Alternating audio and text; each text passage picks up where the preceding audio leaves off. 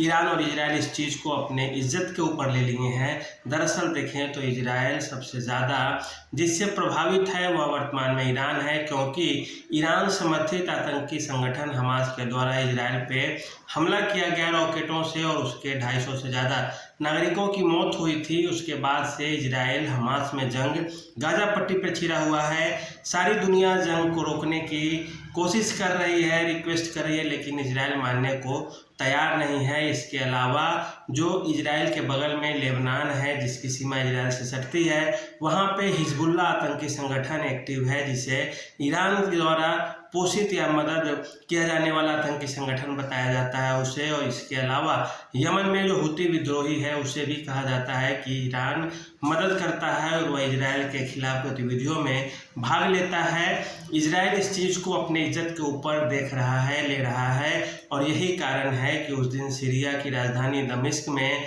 जो ईरानी वाणिज्यिक दूतावास था ईरान का, उस पर इजरायली सेना ने हमला किया। ईरान का उसमें एक शीर्ष सैन्य अधिकारी मारा जाता है। उसके बाद अब ईरान को भी यह चीज़ अपने इज्जत पे लेना मजबूरी हो गया और ईरान अब बोल रहा है कि हम इजराइल पे हमला करेंगे।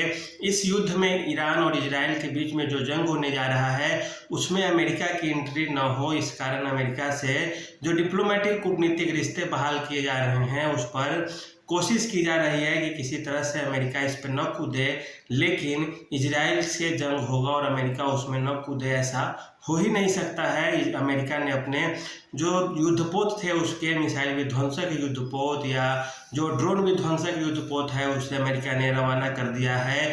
फिर से लाल सागर एक बार हो सकता है कि खून की बूंद से फिर से लाल हो जाए और ईरान और इजराइल में भीषण जंग हो। ईरान अभी भी डर रहा है इस चीज़ को लेकर कि यदि ईरान सीधे सीधे इजराइल पे हमला करता है तो इजराइल ईरान के मिसाइलों को और ड्रोन को तो आसानी से मार गिराएगा और बदले में इजराइल जो जवाबी कार्रवाई ईरान में करेगा उससे ईरान को इतना भयंकर नुकसान हो जाएगा कि ईरान कई वर्षों पीछे चला जाएगा। ईरान भी एक विकसित देश है, इजराइल भी विकसित देश है।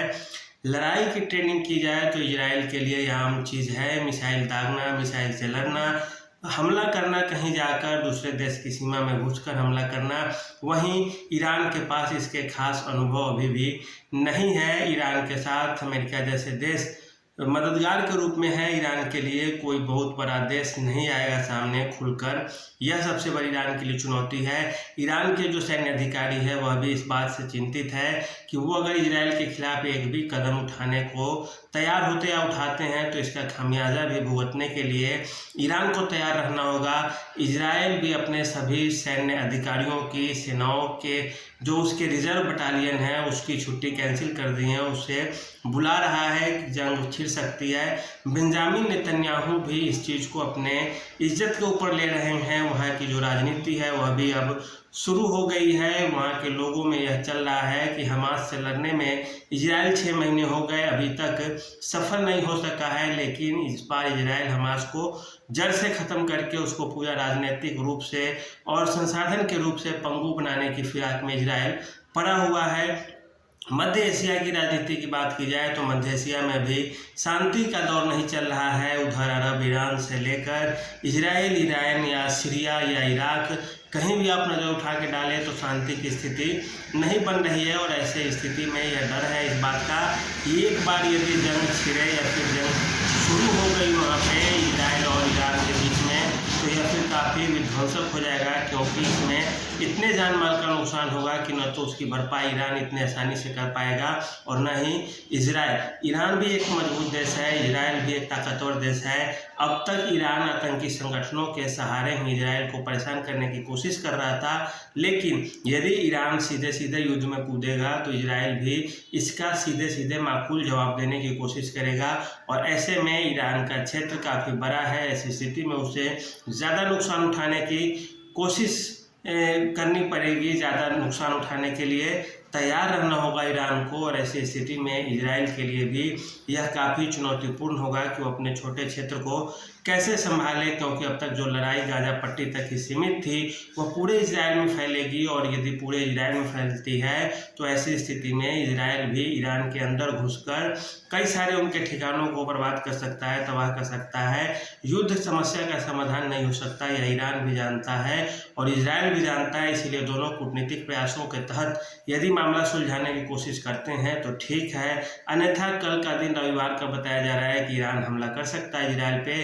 कोई भी छद्म प्रयास भी किया गया तो उसका जो खामियाजा भुगतना होगा इतना आसान नहीं होगा, क्योंकि के साथ अमेरिका अब मध्य एशिया में पहले से ही कूद चुका है और अब और ज़्यादा एक्टिव हो जाएगा। और इजराइल इतना छोटा तो है इजराइल, लेकिन जंग में हराना उसे इतना आसान नहीं है, क्योंकि वह काफ़ी ताकतवर मुल्क है।